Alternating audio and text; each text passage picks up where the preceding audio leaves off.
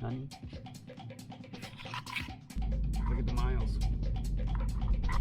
Oh! You watch.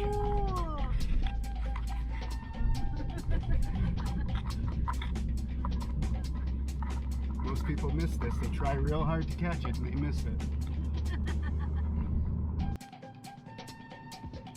There it goes. Ah! There's no tenths of a kilometer. There it is. Have to be when You see it? Oh! Hello rope enthusiasts.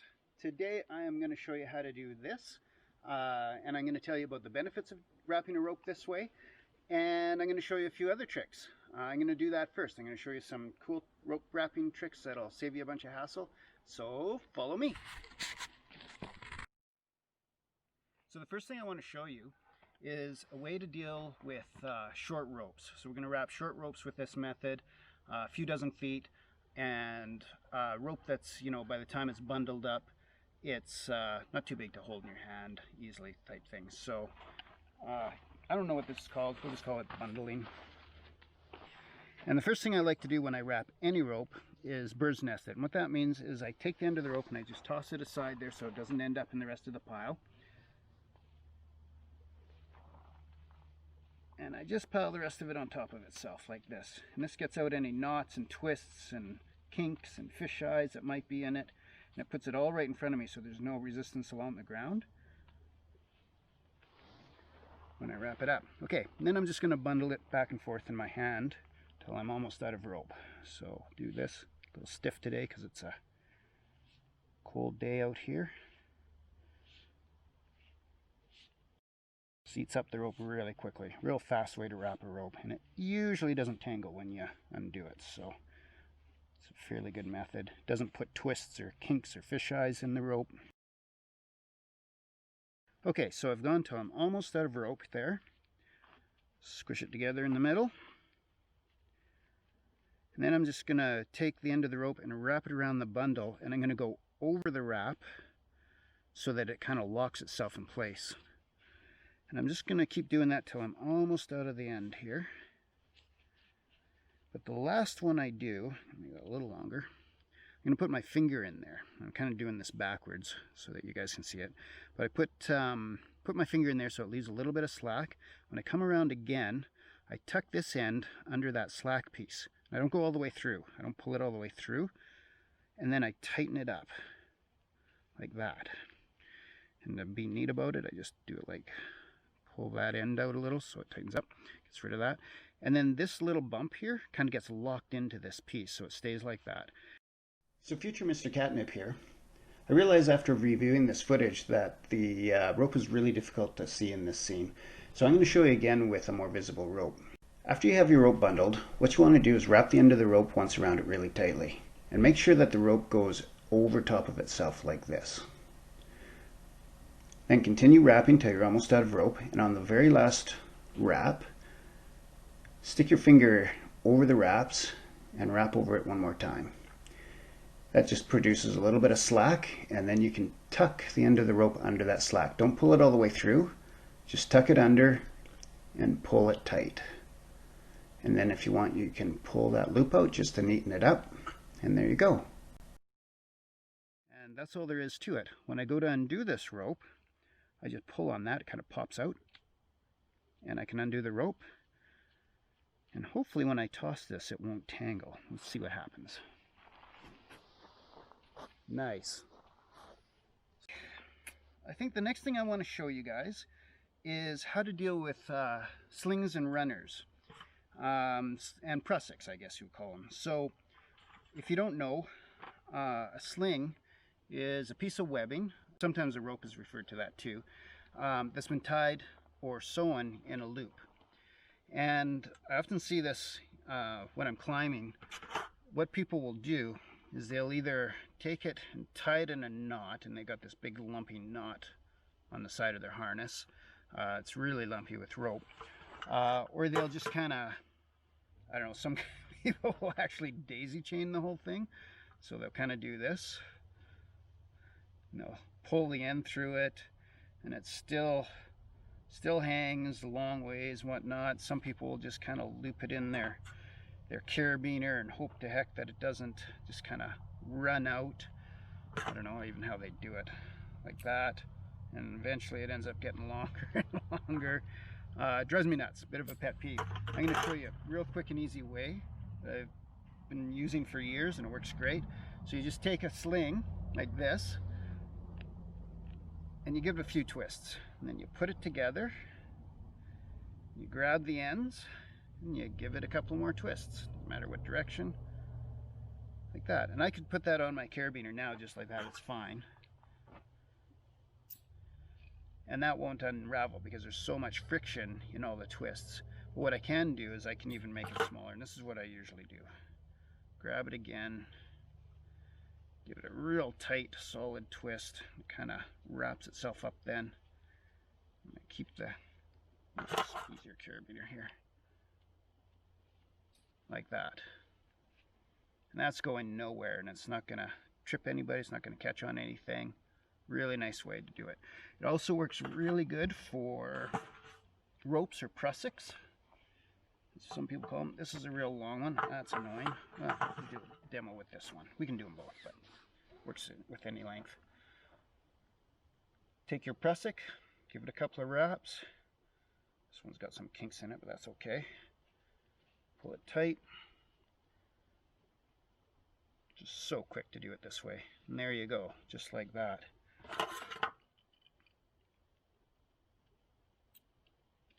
Done. I could put one more set in there, wrap it up tight again, flip it in, but it's kind of hard to get a thick rope like this through the carabiner. This is pretty thick for a prusik. Let's see if we can do it with the really annoyingly long sling here. So just a couple of wraps. Doesn't have to be fancy on the first one. Pull it tight.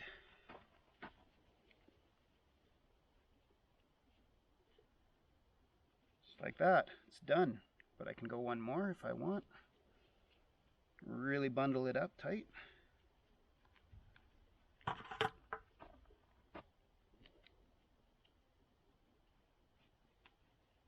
And there it is on my carabiner. Ready for another climbing adventure. The next thing I want to really show you guys. I don't have it. Hold on. Okay, the next cool thing I want to show you is this. And this looks like normally wrapped rope, but it isn't, or cable I should say. It's a different type of method. And the reason we use this method over this method for some types of things is because if you use this method for rubber clad things like hose and extension cord or steel like cable, two things happen. First, with rubber, there's too much friction in these loops and you'll never get it undone. The second problem is that it tends to leave waves when you undo it in those types of materials. So, it's annoying. People can trip on it because it doesn't lay flat on the ground and whatnot. So we use this method. And what this is I think this is called a fireman's wrap. This is what it was called when I was taught this.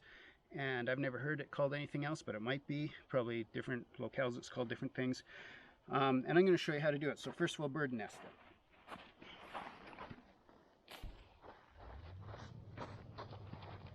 So again, bird nesting, I just take the end and I put it away from the pile, and then I just pile the rest of it on top of itself randomly. So the first thing I'm going to do is put a normal loop in here. And what that'll do is it'll create a fisheye down the line because I've looped it. But then I'm going to take the second loop and I'm going to reverse it. This is going to be a little annoying in the cold like this, but we'll make it through. So what that does is it reverses the fisheye out of the cable. And I'll make another loop normally, and it creates another fisheye. So I reverse it again. So all I'm doing is I'm going back and forth. One the normal way, and one reverse. And if you do this a couple of times with your cable, it'll actually train it. It'll take all the fisheyes out, forces the fisheyes out. There's one there. When I reverse it, cancels it. And I'm just going to keep doing that until I'm out of cable. So what's really great about this is when I toss it, hopefully it won't tangle. Awesome. So what I'm going to do, just to show you how effective that is with this cable, is I'm going to wrap this around my arm. And this is a real pet peeve of mine. Hate doing it, but look at what happens. Every time I wrap it, it creates basically a twist in the rope, creates a fisheye.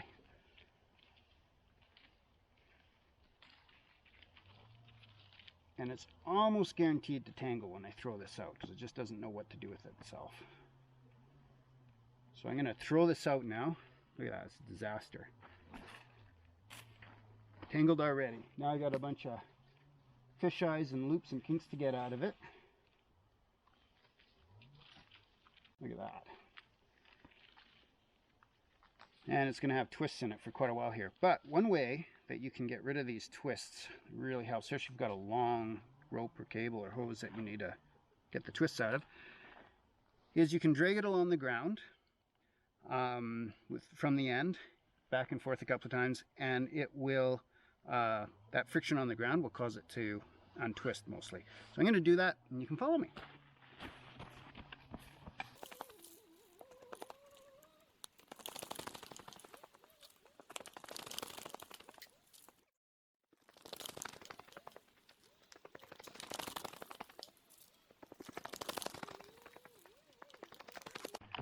Okay, so the big takeaway is don't wrap ropes or cables around your arms anymore.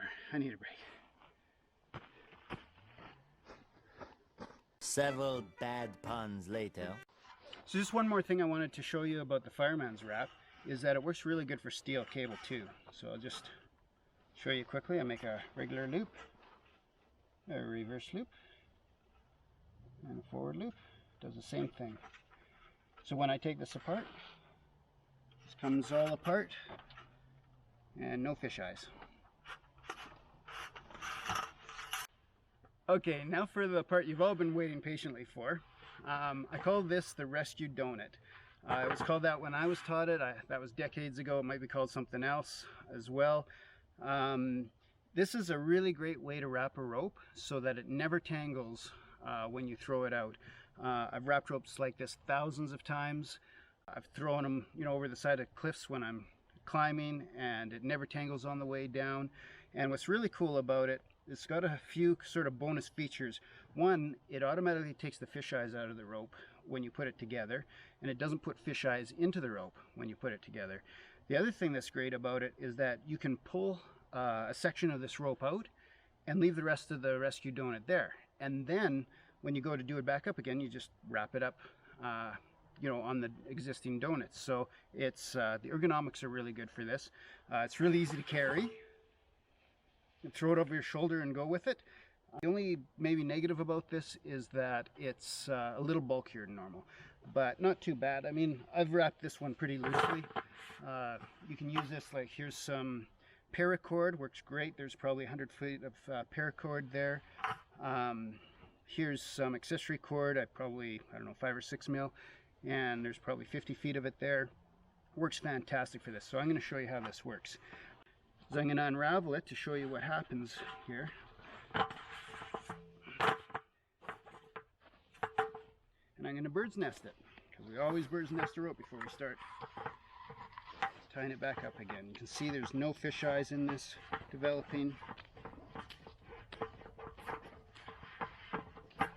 And does really smoothly. I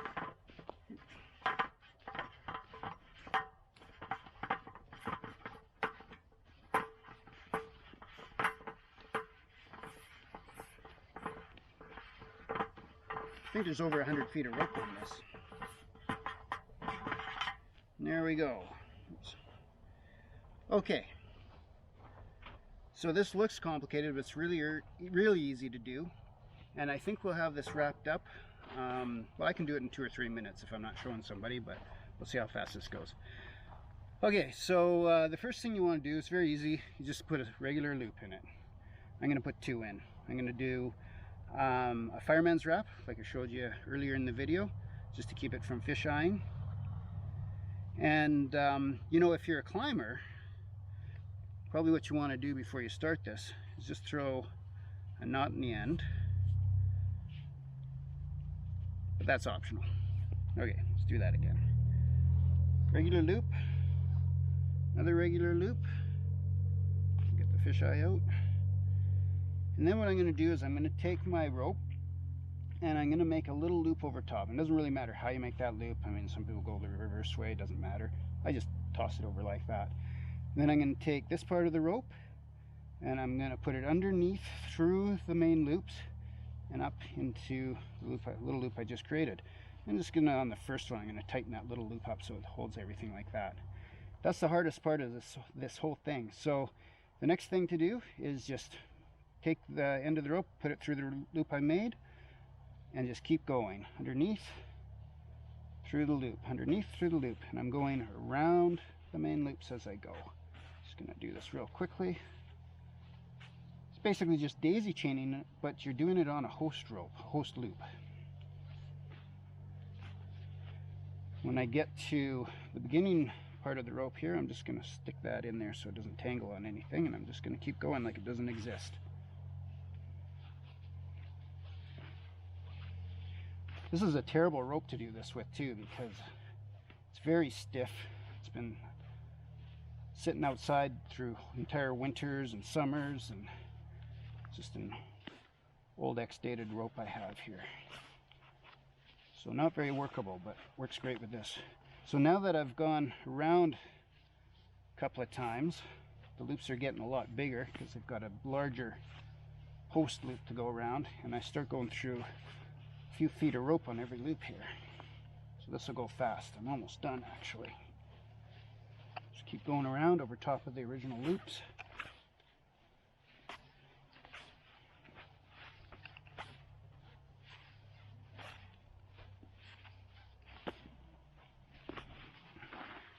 You can really take your time and do a neat job of this, but it's not really necessary, and I find when you have looser loops on it, it actually undoes easier. So there I am at the end of the rope. I'm just going to pull it all the way through that one little loop and put it, make a little knot or something. Doesn't matter what you do here, just to terminate it, keep it from coming out. And there's a rescue donut. How cool is that? Your friends will never look at you the same when they see you walking into a climbing site with a rope tied like that around your shoulders. And there you go.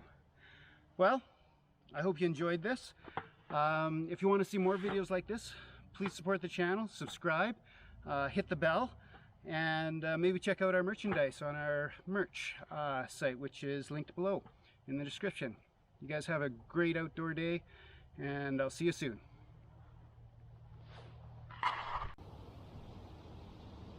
Honey? Honey? Honey, I'm sorry about the dishes. I had videos to make. Honey? You said it was a joke.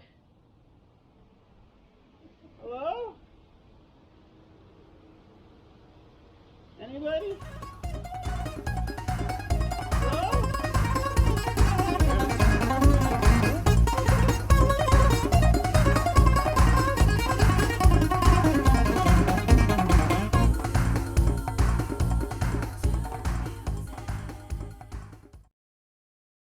Honey? What? Don't say anything. Say it again.